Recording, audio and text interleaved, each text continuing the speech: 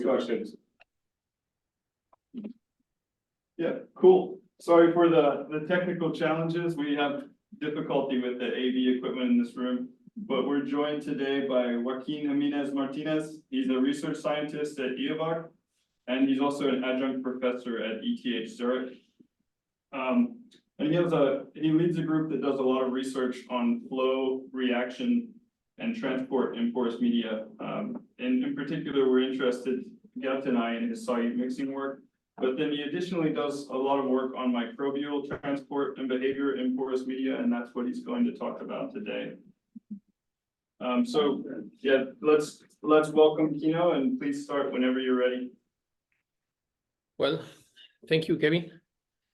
Thanks also to the Port Lab for the kind invitation. I have the opportunity like 2 or 3 years ago to show the work that we are doing in the group, mainly about mixing and chemical reaction in unsaturated and multi-phase flow in porous media.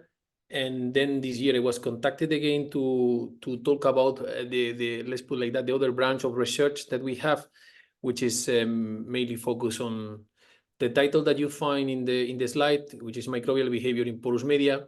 And in particular, we are interested about the control that hydrodynamics exert on chemotaxis and the morphogenesis of biofilms. So I will devote the presentation of today, or the time of today, to these 2 topics.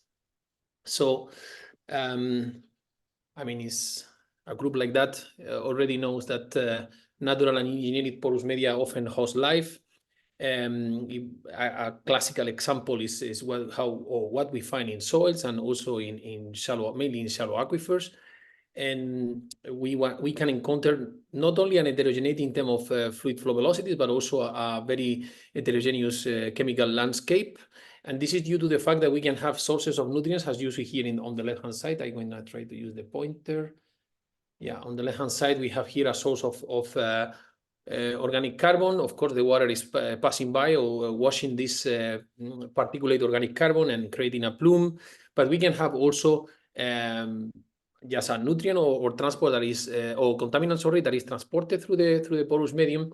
And of course, this go in an interplay with a lot of microbial processes, like the formation of colonies, biofilm, but also how the planktonic microorganisms they behave in this within the solutions. I think that this statement, which is not mine, is from Danny Orr, reflect quite well what I'm talking about, which is that soils and aquifer are at the end fragmented aqueous habitats, especially soils, of course, because of the unsaturated condition.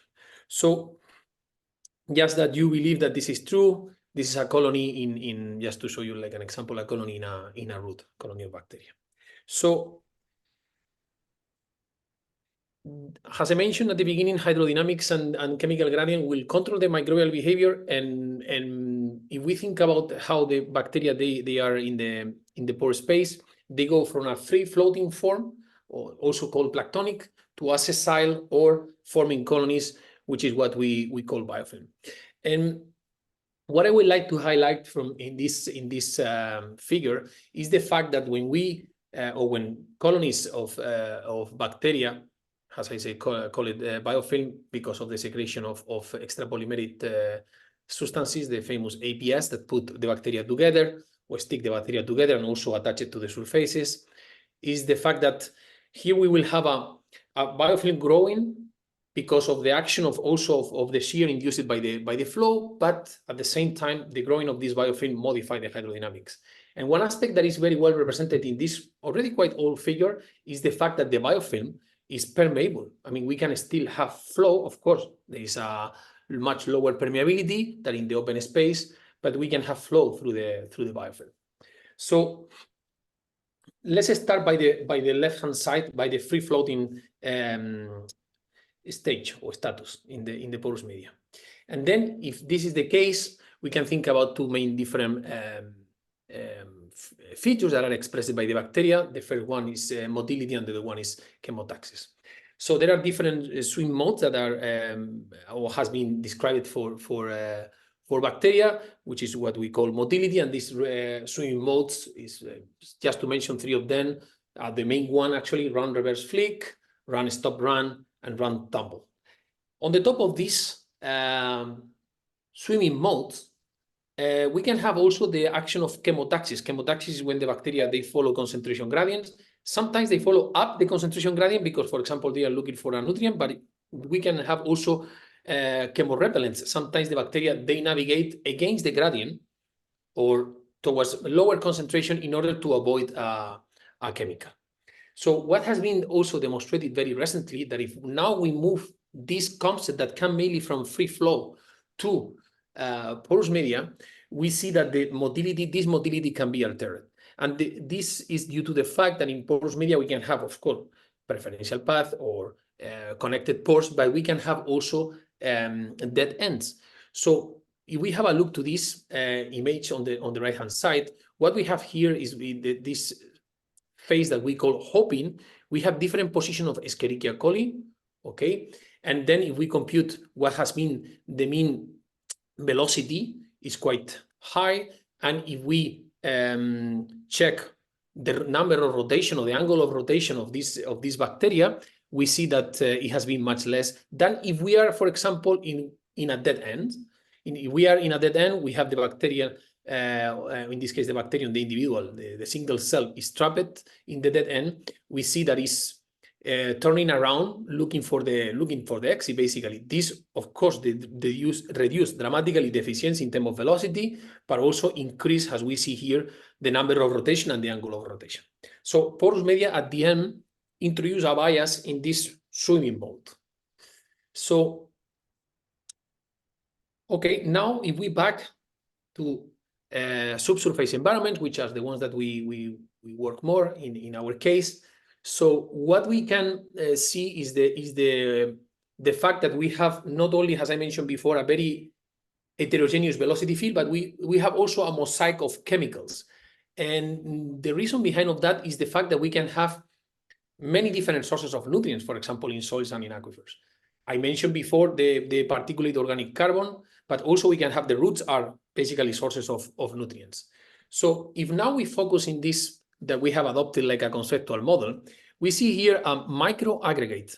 And this microaggregate include in the middle a particulate organic matter, which is basically the source of nutrient, the punctual source of nutrient. Here we have in a brownish color solid grains, and then we can have, of course, bacteria and viruses surrounding this microaggregate. When the water is flowing through the soil, of course, this particulate organic matter is washed out, and this creates a plume of nutrient of this, in this case, dissolved organic carbon, behind or downstream of this microaggregate. Well, we were motivated by that, or we were inspired by this, and then we decided to recreate this in a micromodel. And of course, it was challenging, it was not that obvious. And for that, we decided to create what we call a multi-scale porosity microfluidic device. Basically, if you see the image here on the left-hand side, what we have is what we call the flowers. We have a corona of pillars in PDMS that represent the solid grains. And in the middle, we have a pillar, which is in hydrogel. And why we were using this pillar in the hydrogel in the middle of this corona is just basically to ensure that the fluid flow velocities are much lower there. In this case, actually, the main transport process happening within the hydrogel is diffusion. And then we were fully saturating the micromodel using glutamate like nutrient. Glutamate is a nutrient that you can uncage if you use the specific wavelength. So it have a chemical form, and if you photoactivate, then you make it available to the bacteria. So this is what we were doing. We were doing this activation on the top of the hydrogel. The hydrogel was also, of course, saturated with this nutrient solution. And then because we have flow, then we have a plume of this uncaged glutamate, which is available for the bacteria, and then we could then study the behavior of the individuals downstream. Okay, in this case we were using like bacterium Vibrio ordali, and it's not a soil bacterium, but is very well known for relatively high swimming speed, and also because it's very chemotactic. Here I show on the bottom part I show the velocity, the fluid flow velocity around this, as I mentioned, microaggregates or flowers, as you prefer. We have the corona of pillars in PDMS. We have the hydrogel in the middle, and the flow here is going from the left to the right. And we see that, of course, when we are protected by the solid grains, we have much lower velocities than if we are out of the microaggregate and where we can have relatively high velocities. Well, then this is an image of or three time step or snapshots of these experiments. And at the beginning, we basically photoactivate the nutrient, and we see how we are reducing the maximum concentration in the hydrogel pillar. And of course, if we go to later times, even lower. I would like to very briefly, because there is a lot of information in this figure, very briefly explain a bit the color code. So in this cyan color, we were showing the at velocity threshold just to have a reference of 100 micrometer per second. So then the streamlines are plotted in red color. And then for the bacterial trajectories, we have the ones that are exposed to high velocities, means more than 100 micrometer per second. The ones that they are in a medium flow between 10 and 100 in gray color. And in this pink color, we have the ones that experience a velocity smaller than 10 micrometer per second. I mentioned before that the mean swimming speed of the bacteria is around 45, 46 micrometer per second. So you can realize already that, I mean, this will be more effective. The swimming of the bacteria has lower is the fluid flow velocity. So then if we zoom in this region that I represent here by the dashed line, what we can see is that, of course, at the beginning, we have some bacteria that start to feel the nutrient, okay? And then they start to turn upstream. And then if we go longer in time, we have, of course, much more nutrient that is coming out from the hydrogel pillar. And then we have more trajectories of bacteria that they are turning towards the source, looking for the nutrient. And if we go later in time, even more. So we were computing, or we were repeating this experiment a lot of times in different locations. And then we were computing some statistics. And what we can see is that following the same color criteria, the relative number of cells, as soon as we photoactivate the nutrient, increase substantially the density of bacteria or the number of cells in the protected region. And now if we compute the relative number of upstream bacteria versus the one downstream, we see that the ones that are navigating upstream or downstream, we see that this number increase substantially when we photoactivate the nutrient. So what we show here in the bottom figure or plot is something very similar. In this case, is expressed in between 0 and 1. And we have the backward swimming cells, means the number of or the proportion of cells that start to turn towards the nutrient source. And as soon as we photoactivate or uncage the glutamate, basically we increase. And then as soon as we, we have nutrient, we can sustain the number of individuals that navigate backward. And of course, if we go longer in time, it's not plotted here, but if we go longer in time, because at the end we remove all the nutrient, then the number of cells will decrease.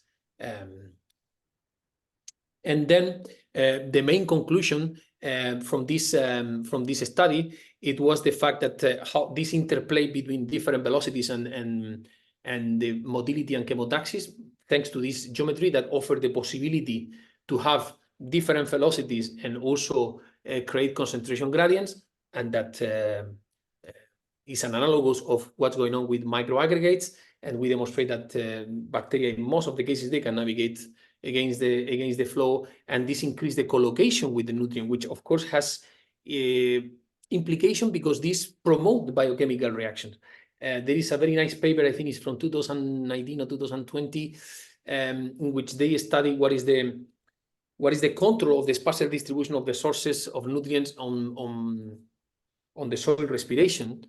And then, of course, chemotaxis will and motility will basically increase the probability that the bacteria encounter these nutrient sources and therefore initiate the biochemical reactions. Right. So, can I just ask you, so what's collocation? Is it just bacteria being on top of the nutrient? No, I mean the bacteria looking towards the source of the nutrient, moving towards, I mean, collocate or put in the same space and time the bacteria and the nutrient. That's what I mean by collocation. Thanks. So then here we have pulses of nutrients in this particular case for this particular device.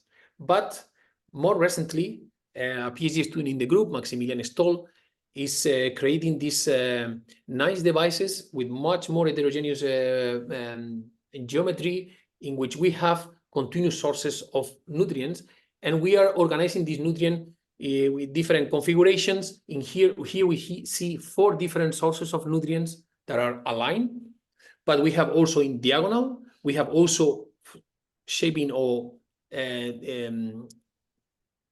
allocated like a rhomboid, and we are studying how this spatial distribution of the sources, together with the hydrodynamics and together with the heterogeneity of the system.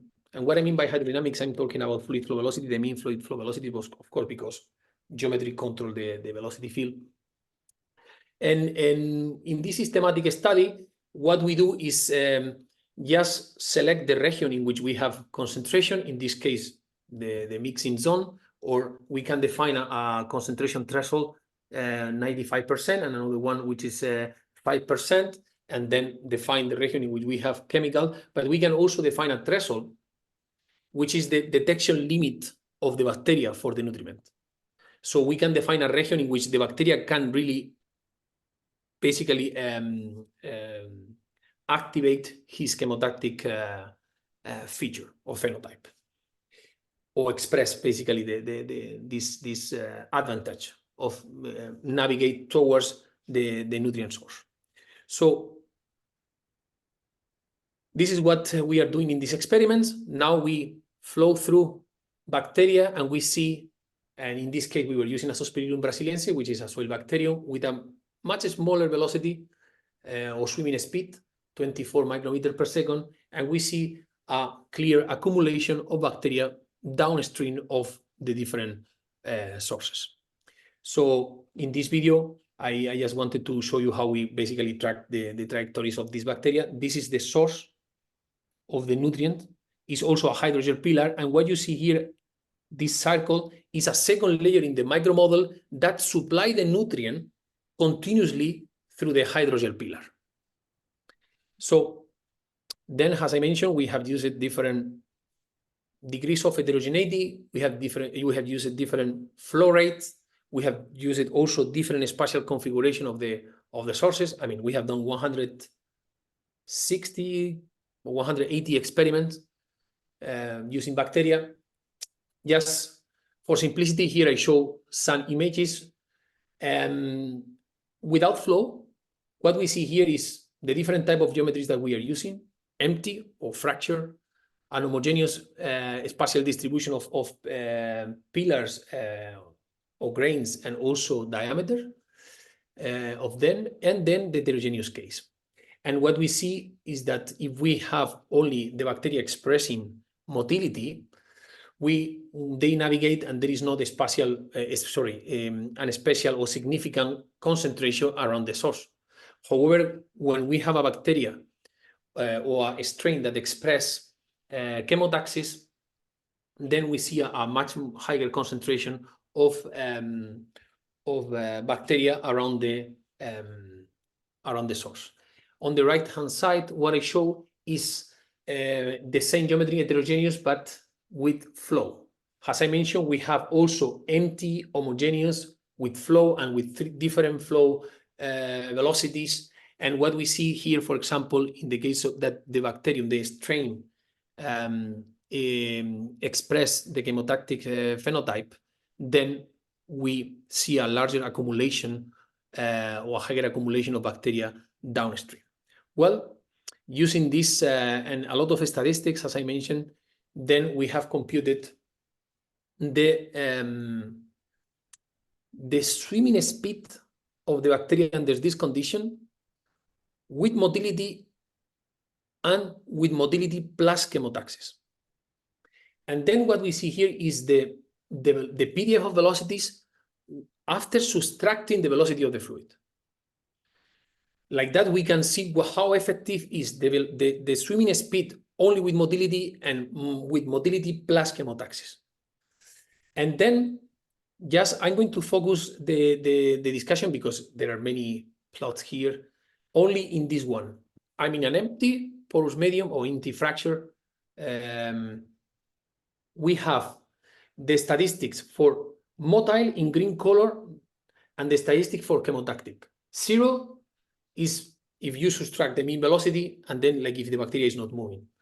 But then if we compute or we see or we have a look to the PDF, when we go downstream, we see that in the case of motile bacteria, they can navigate much faster. Actually, this is in this axis, in the x-axis, we have the velocities, and here we have in the y-axis the probability. They navigate much faster than the one that they are chemotactic. The one that they are chemotactic, they are basically looking for the nutrient. However, if we go upstream, we have the opposite condition. The chemotactic bacteria, they navigate faster because there is this extra contribution from chemotaxis. In other words, the contribution or the velocity of this bacterium by motility is 24.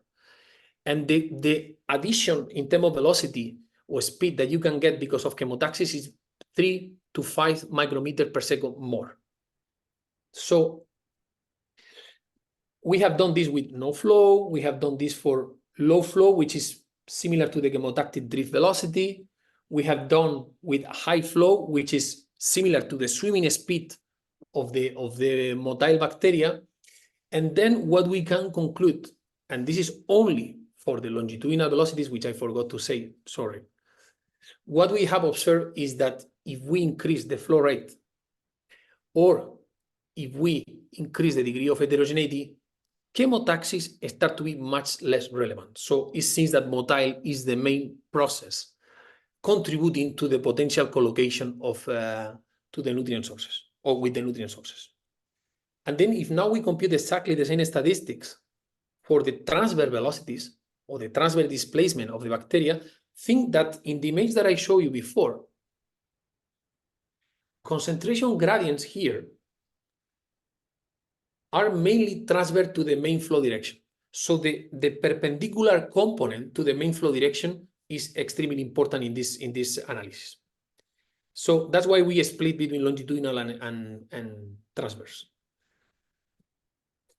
Well, basically, without going in detail, we reach exactly the same conclusion. So bacteria, they will navigate transversally to the main flow and will enhance the velocity because of motility and chemotaxis. But if we increase the fluid flow velocity, the contribution is much less relevant, and if we increase the heterogeneity is much less relevant. So with this, I conclude with single cell analysis. And now let's move to the other extremes of this figure that I showed you before, which is the one that corresponds to the formation of biofilm or the sessile form of bacteria in porous media. In this case, we have used very similar micromodels, and we basically studied the growing of the development of biofilm, again, under different or using different geometries, using different fluid flow velocities, and we could study systematically the control of hydrodynamics, but also chemical gradients induced by the growth of the biofilm in the formation of the biofilm. What I show you here in this video for the first 5 hours of this experiment is the initial attachment of the micromodel by the biofilm, or the initial attachment of bacteria and the growing of the biofilm.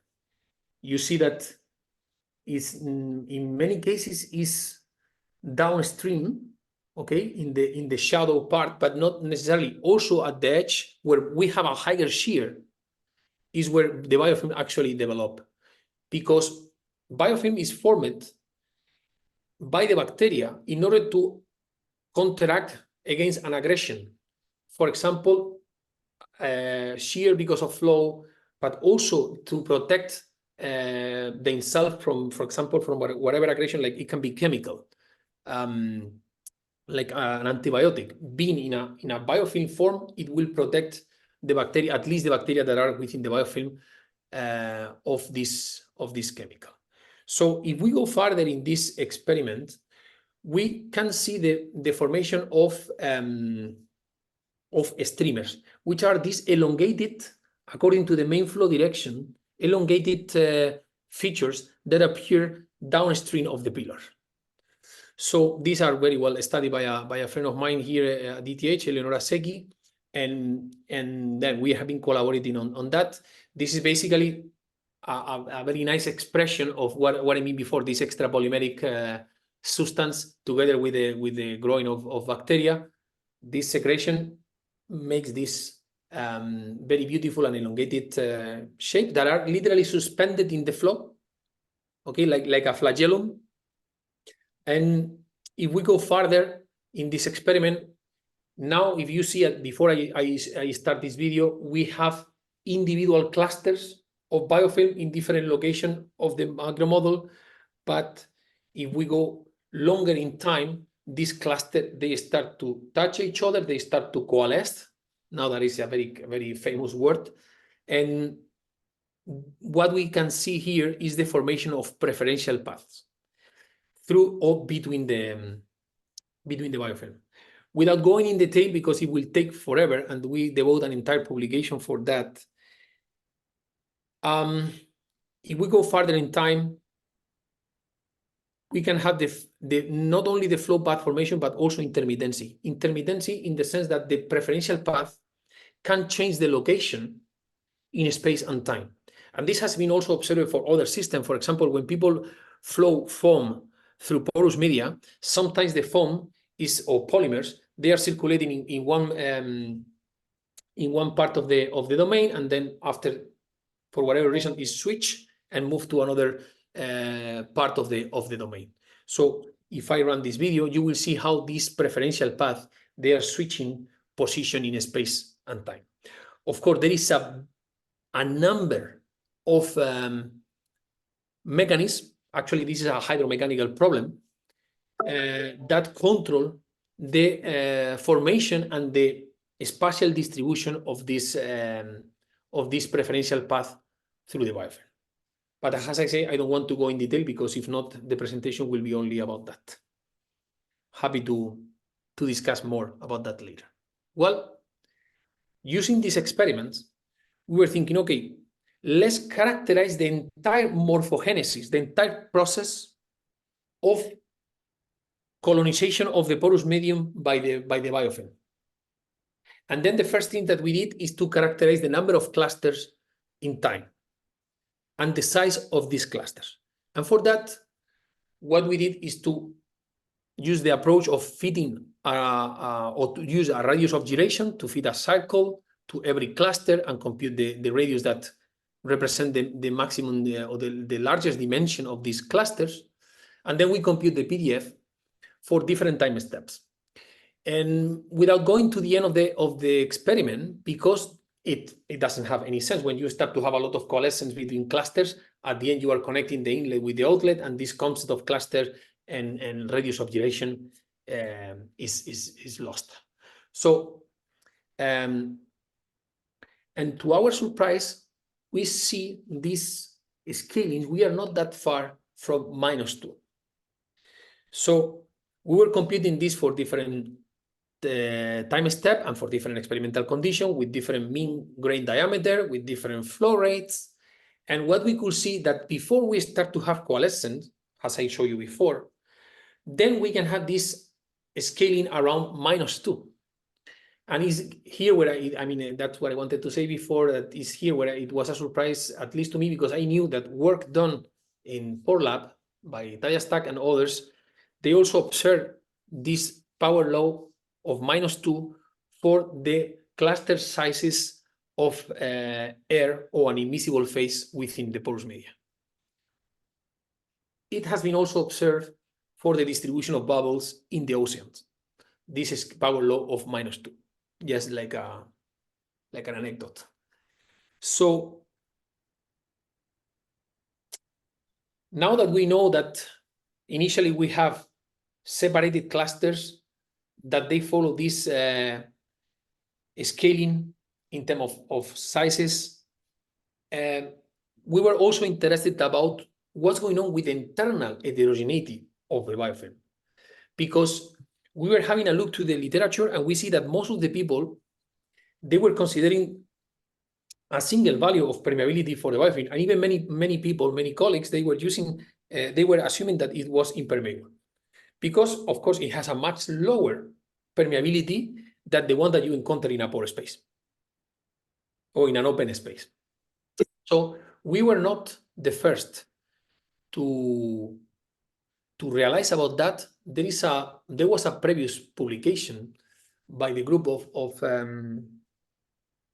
David Waits in Harvard that they grow biofilm in agar plates without flow, and they realized that the biofilm start to form internal paths and also to have internal heterogeneity. And of course, there are some conjectures about that. And this is a strategy to always still the nutrient go through or the flow to go through, and don't push too much, because of course, if you don't let open spaces at the end, the flow will remove you.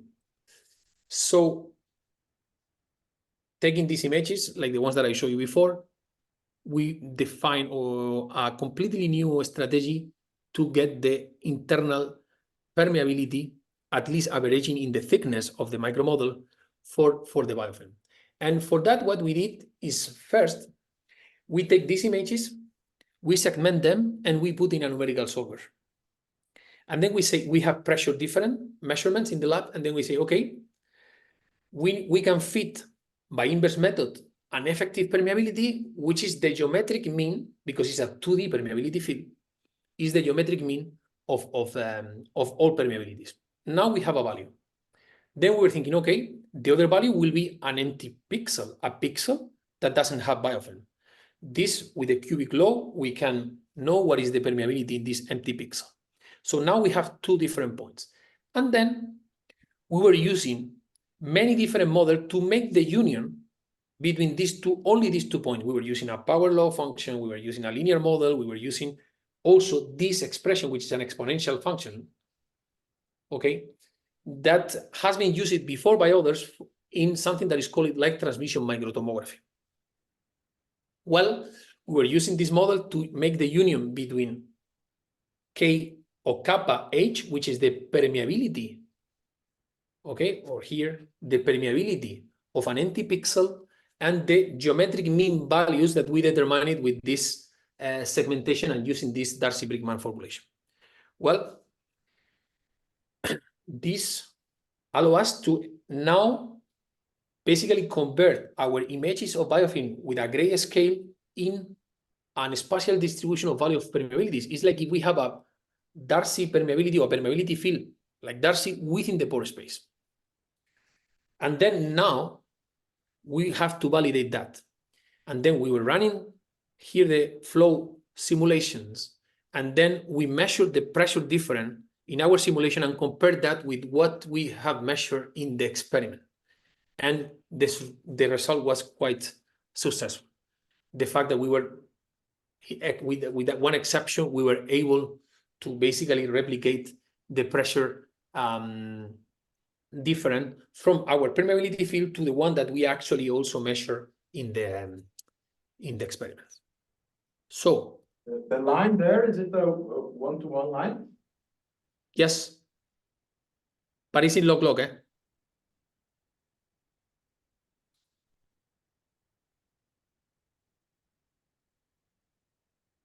So here what we see is a velocity field computed from these permeability fields.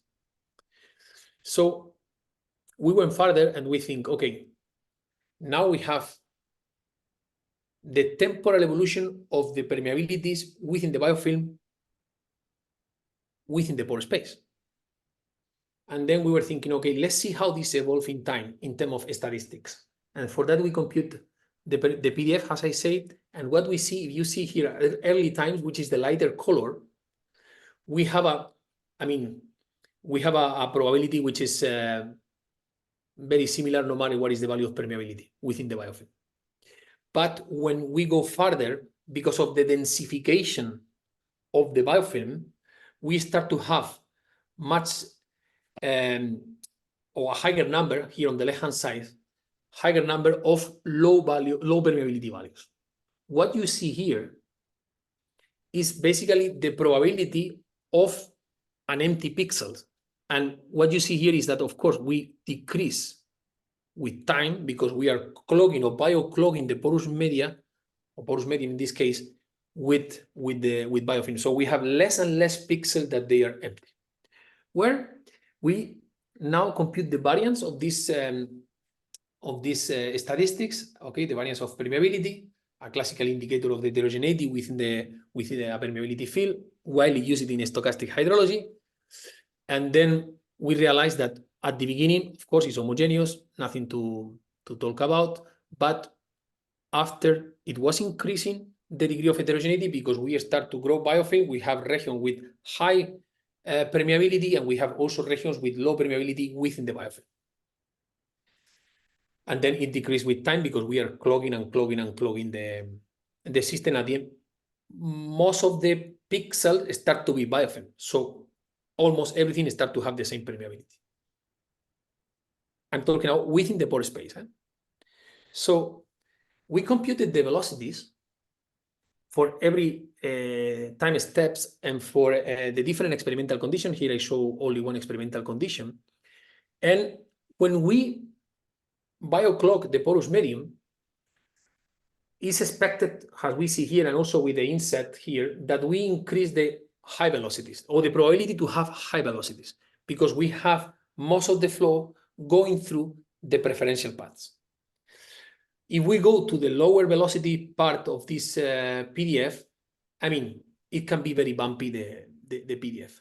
But what I want to highlight from this slide is the fact that we continuously increase the variance in velocity. And it's here where it was a contradiction. If you remember the physical heterogeneity, the image on the left-hand side, increase and then after decrease with time. However, the heterogeneity in terms of velocities increase continuously all over the experiment. The reason behind of that is the fact that more biofilm we have within the pore space, less preferential paths with higher velocities and more biofilm with lower velocities we have in the system. And this makes our distribution of velocities much broader than at early times.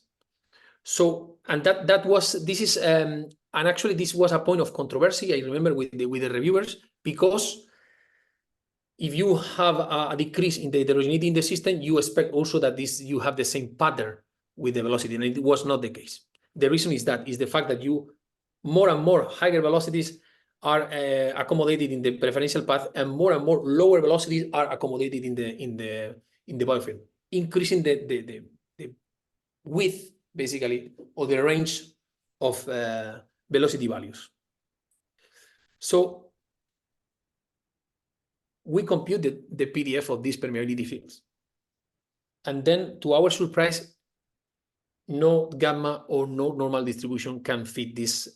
We are still thinking about what is the best model fitting this PDF of permeabilities within the biofilm, here with the black dots or black circles.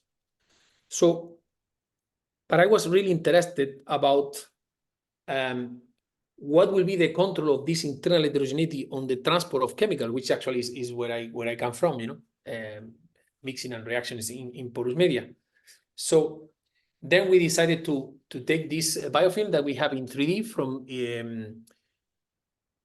from X-ray tomography, and then it's a multi-species biofilm, but we say, okay, let's do a numerical exercise. In this case, let's take this PDF of permeabilities, and then using the stochastic philosophy, like is used by many of our hydrogeology colleagues, I include myself, then why not to generate a number of equally probable permeability fields within the biofilm and do an stochastic analysis for this. So this is what we did. We took this biofilm in 3D, we took our PDF of permeabilities, and then using the fast Fourier transform moving average method, which is a classical method used to generate this permeability field, considering a longitudinal correlation and transverse correlation length. So we generate these permeabilities within the biofilm. We generated many cases like that in order to have to have a lot of statistics. So if now I show you how is the velocity or the velocity field within the porous medium and the biofilm, if we have a biofilm which is homogeneous, you see here that the velocities are pretty similar within the biofilm. But if we go to an heterogeneous permeability biofilm, the ones that we have generated stochastically, what we see here in the velocities is that we have something much more heterogeneous, and we can have very low velocities, fluid flow velocities. So then we were computing the PDF of velocities, and what I show you here in the black line, or with the black line, is the PDF of velocities for an empty porous medium, no biofilm. If now we compute the same for a biofilm which is impermeable, we get a PDF of velocities which looks very, very similar to the ones that we get when we have an immiscible phase, for example, air within the pore space.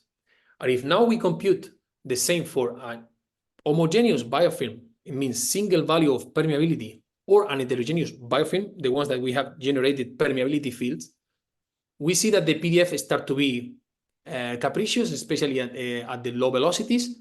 And we see that if we have an heterogeneous one, we can increase the probability of low velocities. I would like to say that if we go here to the high velocities, there are no significant differences. I mean, the preferential paths, they are the same in all of the cases that I show you. No, or impermeable biofilm, homogeneous or heterogeneous biofilm. They are accommodating more or less the same velocities. But in the case that the biofilm is homogeneous permeable or heterogeneous permeable, this can have an impact in the low velocities. And you will see later that this has an impact on transport, mixing, and chemical reaction, of course. So we have to validate this, because until now, I mean, we were taking a PDF of permeabilities, and we have a 3D biofilm, and then we use an stochastic method to generate the permeability field. Yeah, but how real is this? And then in this case, we were lucky because we have also a tracer test done with the biofilm. I don't know why the video is not running. I just wanted to show you the... Oh, now it's... I don't know. Well, basically, this is a... sorry. Anyway, it's a particle tracking going through the porous system, and also through the biofilm. What I wanted to show you here is in the upper figure is the breakthrough curve.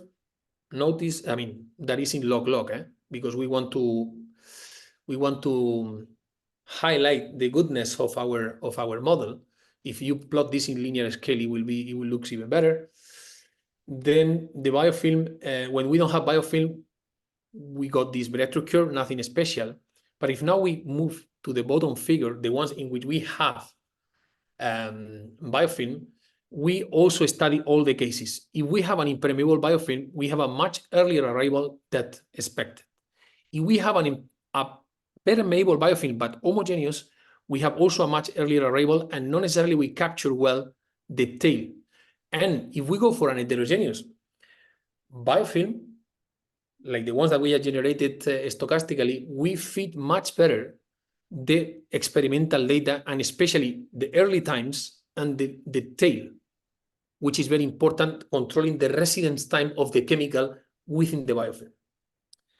So once that is validated, we decided to study the mixing.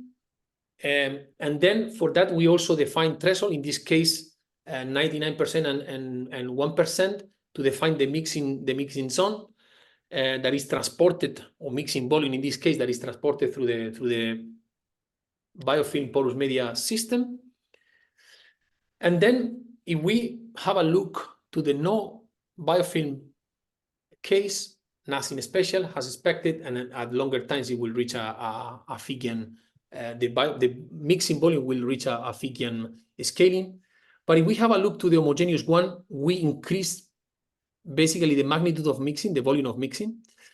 And if we go to the heterogeneous one, even more, but there is something also, the fact that we mix faster and at higher magnitude help to reach earlier the Figian regime, okay? That the growth of the volume or the mixing volume scale like T to 1.5, to 1 or 0.5, 1/2. So we say, okay, we have conservative experiments, we have also conservative simulations, but from the simulations, we are able to make the conversion from the concentration field, and we can infer information about the reaction with this approach that was proposed by the group in Barcelona, by the group of Carrera already some years ago, in which if we know the equilibrium constant of our reaction, we know the concentration, we know also the molecular diffusion coefficient, and we can compute the gradient of concentration from the concentration field. Then basically what we can guess, if we assume that we have a liquid-liquid fast reversible reaction, we can compute the local reaction rate. And the spatial integral of the local reaction rate is basically the global reaction rate. So, okay, we can get some information about how it will be a quick reaction, fluid-fluid in these cases. So if now we have a look to the figure, what we see is that for the case of no biofilm, okay, at the beginning is growing, and is growing almost Figian, and then to reach this point, which is the point in which the mass start to abandon the system, and then the global reaction rate, of course, start to decrease by the fact that we are losing mass. If we go to the permeable one, it's growing with the same scaling, but with a higher magnitude. But what is interesting to see is the fact that it will take much longer to extinguish the reaction by the fact that having biofilm permeable led a lot of incomplete mixing behind of the front. And if now we go to the case of heterogeneous, even more. So we can think also, and thanks to this numerical model, about how it will be the bioaccumulation, or what will be the impact of the heterogeneity within the biofilm in the bioaccumulation of whatever chemical. Think about the uptake of a nutrient, for example. And in this case, we use a very simple model, a linear model. And then what we could see is that the mass that is uptake by an heterogeneous biofilm is much larger than an homogeneous biofilm. And the reason behind is because the heterogeneous biofilm is able to increase, to deform even more the plume within the biofilm and to enhance the concentration gradient within the biofilm. And then, just to conclude, I would like to show you, I didn't check the time. Maybe I'm extending too much. I have 3 more slides to show you an example that demonstrate why all of these porous scale processes are relevant in applications. And this example, or the one that came to my mind some years ago, it was the one of biomineralization in porous media, because there is an interplay between abiotic and biotic processes. I'm talking about extracellular biomineralization. For example, think about a solution with high alkalinity. The bacterium basically modify the pH locally and induce the precipitation of, in this case, calcium carbonate. We have here an example with Sporosarcina pasteri. And what is not clear, and there is still controversy in the microbiology community, is the fact if the bacterium stay in place or abandon when it feels that it's gonna die, trapped by the biomineral. And then here we have an image in which the bacteria, they left and they let the whole here in the biomineral. So different strategies has been proposed for biomineralization. For example, biostimulation, in which you inoculate the system with you inject the nutriment in this particular case, and you let the indigent bacteria to do the job, to do the work. And then we can have also biomineralization, in which you also inoculate the system with a strain that you know that will do the job, but you have to take care that there is not in competition with the resident bacteria. So what they could observe, even if they have 3 injection boreholes and they were playing, okay, between them, pumping and injecting, what they observe is that after finish the experiment, they compute the calcite content by mass, and they didn't get an homogeneous biomineralization. And this is a control experiment in a sand tank of 3-meter diameter and 1 meter high. I mean, everything under very well-controlled condition. And even there, they are not able. Imagine if they try to do this under a building to enhance the stability of the soil for this building. Well, there are even some larger experiments like this one. And it's technically very difficult to get an spatially homogeneous biomineralization. In this case, they do a cross-section here according to this dashed line, and they also plot the calcium carbonate content expressed in percentage of dry weight, and they didn't get an homogeneous biomineralization. And the reason is because what I mentioned before at the beginning, I got a question from some of you, or from one of you, is the fact that you need to collocate the bacteria and the chemical. And for that, you need to enhance the mixing of both. And what we have suggested in this very relatively recent review is that we don't have an homogeneous biomineralization because of many biological reasons, but also because of many engineering reasons. The fact that we are not able to properly mix our chemicals and what we inoculate within the aquifer or within the soil. And for that, we need protocols of mixing. And some of you know a lot about that. Protocol of mixing, I mean, for example, to promote chaotic mixing within the aquifer with different protocols of injection and pumping from different configuration of wells. The main issue here is how to mix before the bacteria start to operate. Because, I mean, there are some strategies with antibiotics that they work for a certain time, or using spores that they can be dormant for certain hours or days, but it's extremely difficult. So this, and with this I conclude, this has been the work of, I show you here only the people in the group that has been working on porous media or porous scale processes, former members of the group, Dorothee Kurz and Isham Markale, and then the current people pushing this topic of microbial behavior in porous media are Maximilian Stoll and Sarah Hian. Thank you for your attention, and sorry if I extend too much.